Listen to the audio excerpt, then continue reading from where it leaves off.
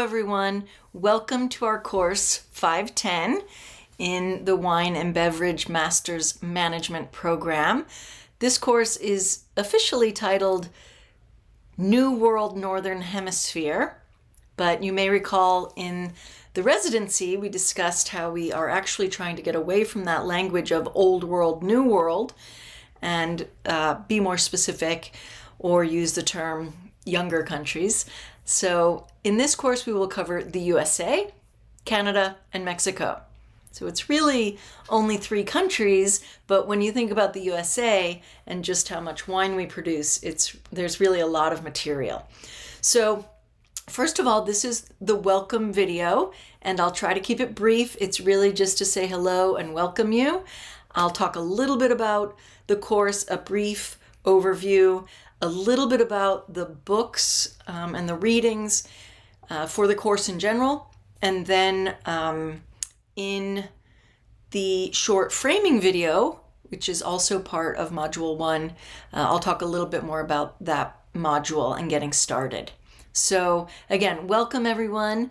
It feels like a long time ago since I met all of you at the residency, and I hope that your fall semester, your first semester was all it hoped you would be, and a manageable amount of work, and that you take a moment to reflect and reflect on how much you've accomplished already in one semester. So bravo. So again, it's the USA, Canada, and Mexico, and we have 3 primary books in this course.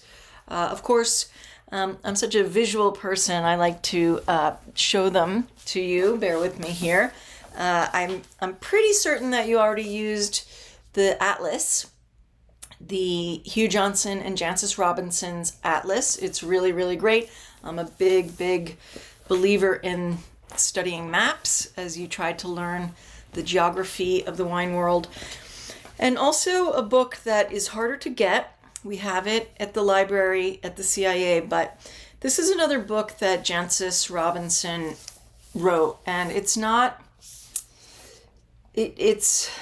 going on 15 years old now, so that's why it's not as easy to find.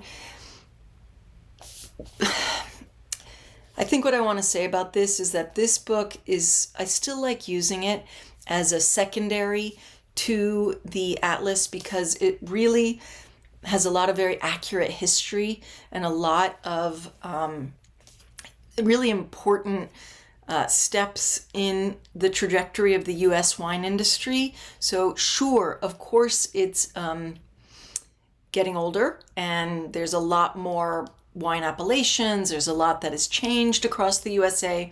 This book, nevertheless, is very, very strong, as I said, on history and timeline. So it's very highly recommended. Let me put it that way. It's not the only source, but it's a great book, and I still really appreciate it.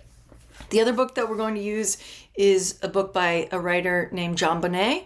And John is a very accomplished wine writer. He wrote for the San Francisco Chronicle. He was the critic in San Francisco for a long time. Very, very knowledgeable about California.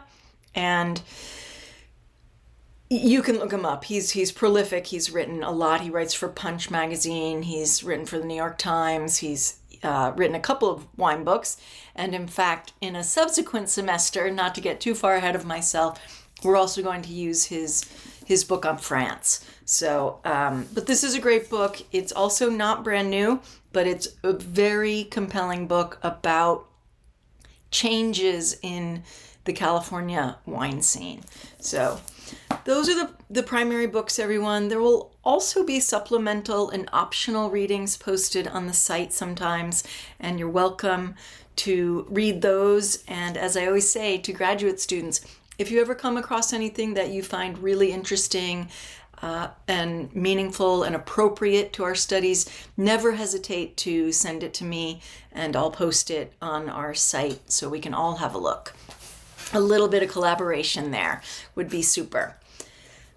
So I do hope that you will take a moment to go through the syllabus, have a good look. You will see, of course, by now you're used to our 14 module system, 15 really when you count the final exam at the end there.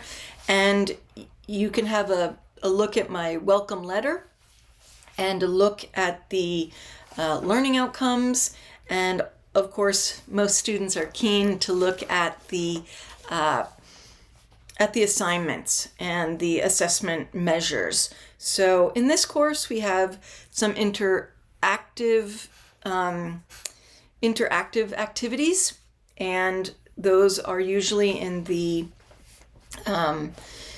format of a short writing piece, and sometimes you will comment to your classmates, to your peers, sometimes. There's also some wine knowledge exercises. Also, those are usually about a small piece of writing about answering a few questions about a particular topic.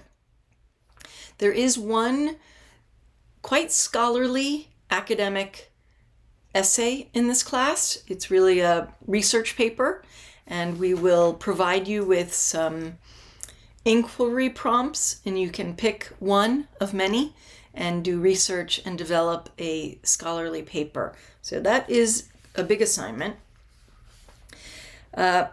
There's also the tasting activities, which of course by now you should have received your kits in the mail. If not, they're on their way, and we'll have tasting activities.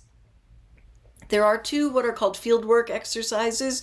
They're really drafts of the other assignments. One is for the essay, and the other is for the narrated individual project. And that is a project that we do towards the end of the semester, where each of you will report out on a U.S. state, right? So I will guide us through the primary states, the largest producers, California, Washington State, New York, and Oregon. And then all of you will pick another state and teach all of us about that state that you would like to do a little research and prepare a presentation on. So there is one other a small assignment, and I mentioned it already, some peer reviewing. It's a way that we keep you all engaged together and having some online dialogue and communications while we are all working in the online space. So there you have it, everyone. I'm very, very excited for the course. I absolutely love it. After living in California for nearly 25 years, it's near and dear to me, and I just love it. And I love talking about the United States. It's remarkable, the progress and the wines that we make all across this great country. And Canada is fascinating. It's just exploding with great wine. Unfortunately, we don't get very much of it in the USA. And similarly in Mexico, they are planting more and more vineyards, and they are drinking more and more wine. Consumption has increased significantly in Mexico. So they are importing more, but they are also producing more. So really exciting places to look at and talk about. And certainly we will taste some great wines together as well. All right, everyone, never hesitate to reach out if you have questions. I'm always happy to help. See you soon. Bye.